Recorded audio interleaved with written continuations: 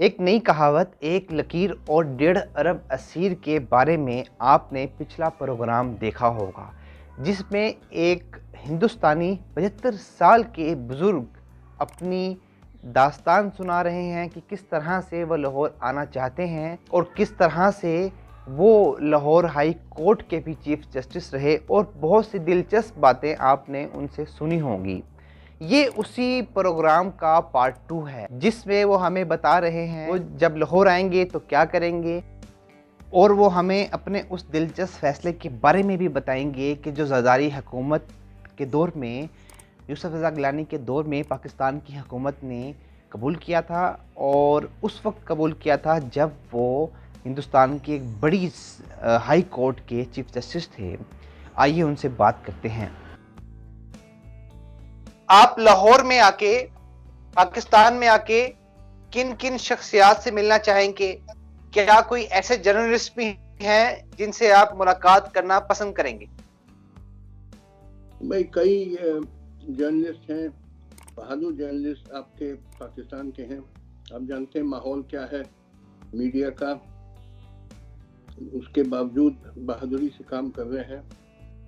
جیسے رضا رومی صاحب ہیں اور ان کی ساتھی ایلیا زہرا اور حامد میر، نجم سیٹھی، محمد ضیاء الدین، یہ سب بہادر لوگ ہیں اور سیکولر لوگ ہیں۔ تو میری خواہش ہے ان سے ملنے کی۔ میرا ان سے رابطہ ہوا انٹرنیٹ پہ۔ رضا رومی صاحب تو میرے کئی مضمون چھاپتے ہیں اپنے ویب سائٹ نیا دور .tv پر، اور محمد ضیاء الدین سے میں ملا تھا پیرس میں ایک کانفرنس میں، وہ بھی آئے تھے، میں بھی آیا تھا۔ حامد میر صاحب نے میری ایک بار انٹرویو کری۔ نجم سیٹھی تو بہت ہی بہادر صحافی ہیں، اور حسن نثار سے بھی ہاں صحیح، وہ بہت ہی ایماندار اور بہادر صحافی ہیں۔ حسن نثار صحیح آپ نے نام لیا، بہت بہادر آدمی ہیں، وہ بہت اچھی باتیں کرتے ہیں۔ بہت انٹرنیٹ پہ ان کی ویڈیو میں نے یوٹیوب وغیرہ پہ دیکھا ہے۔ تو آپ کی کئی بڑے بہادر صحافی ہیں، تو کئی صحافی ہیں آپ کے جو بہادری سے پاکستان میں کام کر رہے ہیں، اس کے باوجود کہ ماحول ٹھیک نہیں ہے، میڈیا فریڈم وہاں نہیں ہے۔ اچھا، پھر ایک اب میں آپ کو صحافیوں کے علاوہ ملنا چاہوں گا، ایک ہے وکیل وہاں پہ، ان کا نام عرفان قادر، وہ اٹارنی جنرل رہ چکے ہیں پاکستان کے۔ تو ایک بار وہ دلی آئے تھے، یہاں کوئی دلی میں کوئی کانفرنس ہوئی تھی، دلی کے بار ایسوسیشن نے چل کری تھی یا بار کاؤنسل آف انڈیا نے کی تھی، اس میں وہ آئے تھے۔ ان سے میرا رابطہ پہلے انٹرنیٹ پہ ہوا تھا، ای میل سے، مگر یہاں جب وہ پہنچے دلی تو انہوں نے مجھے ایک ای میل بھیجا کہ وہ آئے ہوئے ہیں، ملنا چاہتے ہیں۔ تو میں نے ایک اپنے گھر میں ایک چھوٹی سی محفل اکٹھا کری یہاں کے جو شاعر ہیں دلی کے۔ تو ان سے عرفان قادر صاحب سے میں نے کہا فوراً چلے آئیے جہاں آپ کا فنکشن بار کاؤنسل سے ختم ہو۔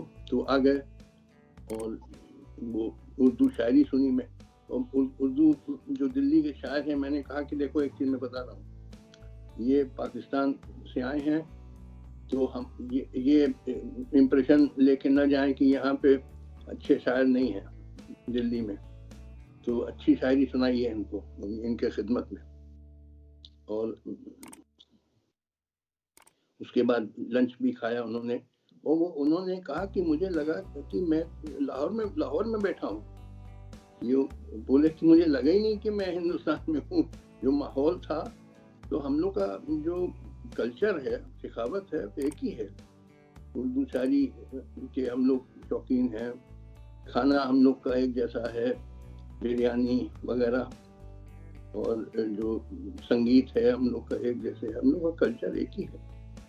اور میں وہاں آپ سے بھول گیا بتانا، میں جاننا چاہوں گا جو لاہور فورٹ میں ایک مہاراجا رنجیت سنگھ کی اسٹیچو وہاں پہ بنائی گئی، انسٹال کری گئی. میں نے انٹرنیٹ پہ دیکھا، وہ بہت اچھا قدم تھا، کیونکہ مہاراجا رنجیت سنگھ بالکل سیکولر راجا تھے.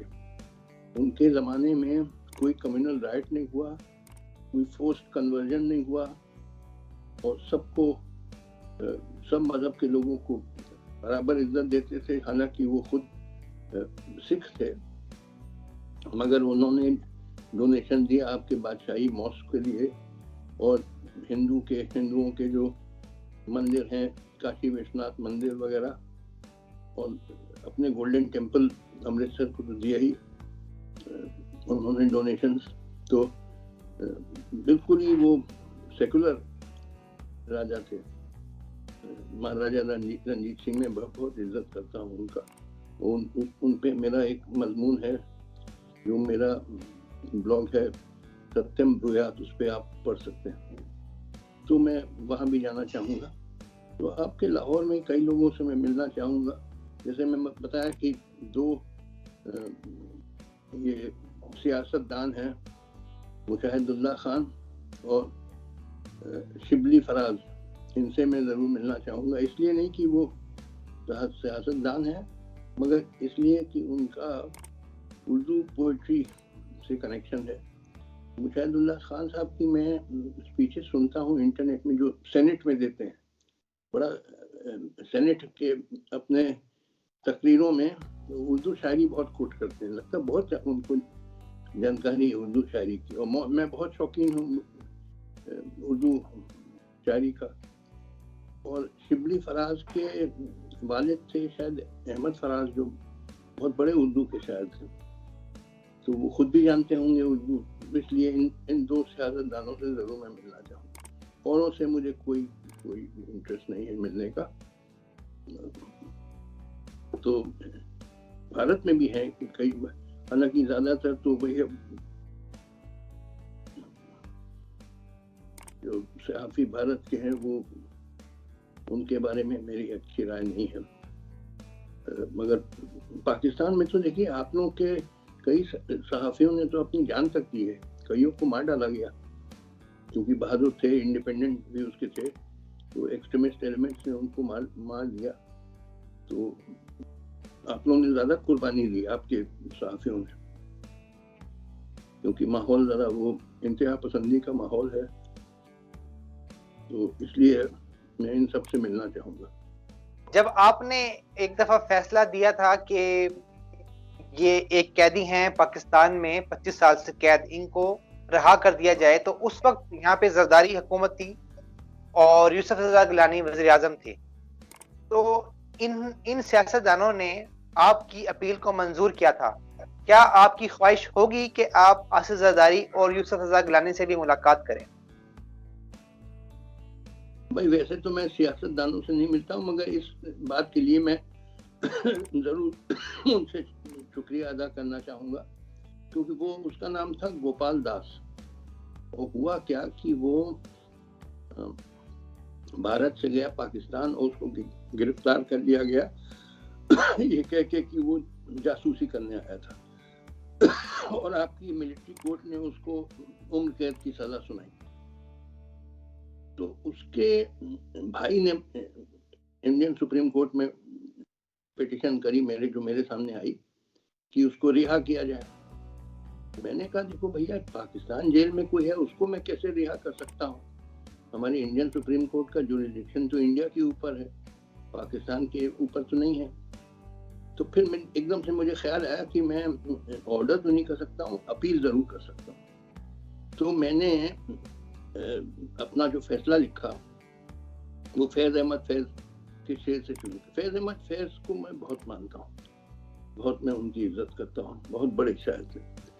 تو ان کا ایک مشہور نظم ہے گلوں میں رنگ بھرے باد نوبہار چلے. اس کا دوسرا شعر ہے قفس اداس ہے یاروں صبا سے کچھ تو کہو، کہیں تو بہر خدا آج ذکر یار چلے. कफत मतलब पिंजरा है या जेल, तो मैंने इससे शुरू किया और फिर मैंने अपील करी पाकिस्तान गवर्नमेंट को कि देखिए 25 साल से जेल में, चलिए बहुत हो गया, अब उसको आप रिहा कर दीजिए। और फिर मैंने क्या किया, उसमें लिख दिया, अटॉर्नी जनरल से कहा, सॉलिसिटर जनरल, उनसे कहा कि इस फैसले की एक कॉपी आप फौरन भिजवा दीजिए पाकिस्तान हाई कमिश्नर। तो उस time Pakistan high commissioner to India थे शाहिद मलिक। उनसे मेरी दोस्ती हो गई थी क्योंकि दिल्ली के कई मुशायरों में वो आते थे, उर्दू के बड़े शौकीन थे, उर्दू शायरी के, और मैं भी बहुत शौकीन था। वहाँ मैं भी जाता था तो उनसे मुलाकात हो गई और दोस्ती भी हो गई। तो इस फैसले, गोपाल दास के फैसले देने के बाद मैं शाम को जब घर लौटा तो मैंने उनको टेलीफोन किया और शाहिद मलिक साहब से कहा कि वो ऐसा ऐसा फैसला मैंने दिया है और ऑर्डर कर दिया, ये कॉपी आज ही आपको भिजवा दी जाए और आपसे अपील है कि इसको आप भेज दीजिए इस्लामाबाद गवर्नमेंट के पास। तो शाहिद मलिक साहब ने कहा बिल्कुल साहब, पहले डिप्लोमेटिक पाउच में मैं भेज दे रहा हूँ। अच्छा, भेज दिया होगा उन्होंने। उसके बाद मैं भूल गया इसके बारे में, इतने सारे मुकदमे आते रहते हैं। 3-4 या 5 दिन के बाद मैंने अखबार में पढ़ा कि Pakistan government has decided to honour the appeal of the Indian supreme court, और उन्होंने रिहा कर दिया। वो वापस आ गया गोपाल दास भारत, यहाँ शादी भी हो गई उसकी। और उस टाइम आपके प्रेसिडेंट थे आसिफ जरदारी साहब और प्राइम मिनिस्टर यूसुफ शाह जिलानी। तो मुझे जो लगा, उन्होंने जब फैसला पढ़ा होगा तो ये फैज अहमद फैज की शायरी पढ़ी होगी, तो वो भी, उनके भी दिल पे ये बात बैठ गई होगी। और इंडियन सुप्रीम कोर्ट की अपील आ रही है, तो ये पहले बार वर्ल्ड जुडिशियल हिस्ट्री में हुआ है कि एक मुल्क के सुप्रीम कोर्ट ने दूसरे मुल्क की गवर्नमेंट को अपील किया कि किसी को रिहा कर दिया जाए। और ये पहले बार शायद वर्ल्ड जुडिशियल हिस्ट्री में हुआ है कि वो दूसरी गवर्नमेंट ने ऑनर किया appeal of the supreme court of another country और उस पर कार्रवाई करी और रिहा किया। ये वर्ल्ड हिस्ट्री में पहले बार हुआ है। तो ये इसके बारे में पूरा है तस्करा। बहुत बहुत शुक्रिया काटजू जी, जिस तरह से आपने पाकिस्तान और हिंदुस्तान के दरमियान एक अच्छे ताल्लुकात की एक तारीख रकम की।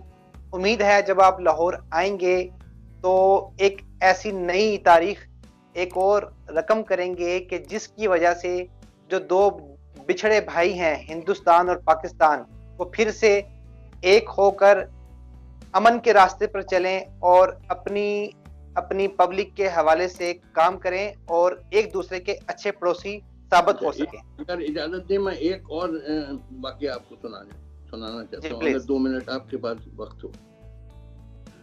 आपने पार्ट 2 देखा एक लकीर और 1.5 अरब असीर की कहावत का। अगला पार्ट 3 आप कल देखिए और चैनल सब्सक्राइब कीजिए, बेल आइकन प्रेस कर दीजिए ताकि आप तक नोटिफिकेशन पहुंच सके।